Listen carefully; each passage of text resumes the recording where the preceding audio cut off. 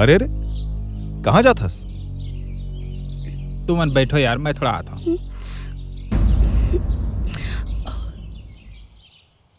मोला लाइब्रेरी में काम है, महू आत हो, तुमन बैठो। हाँ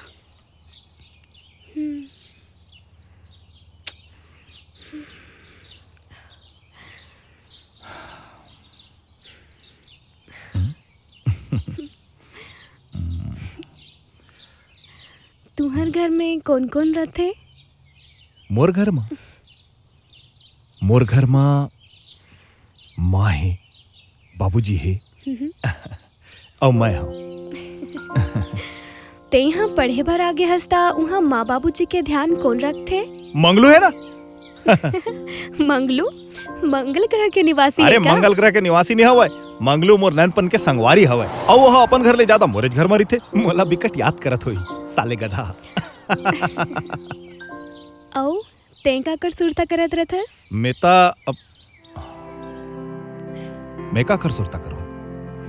हाँ? मैं का कर सुरता नहीं करा? वैसे तोर घर में कौन कौन है? मोर घर में भैया, पापा और मैं। और माँ?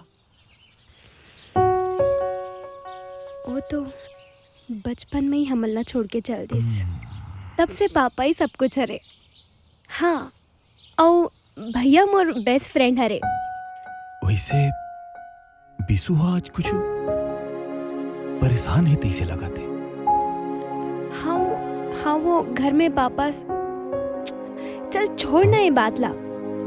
देख समय कैसे बीत जाते पता ही नहीं चले ना।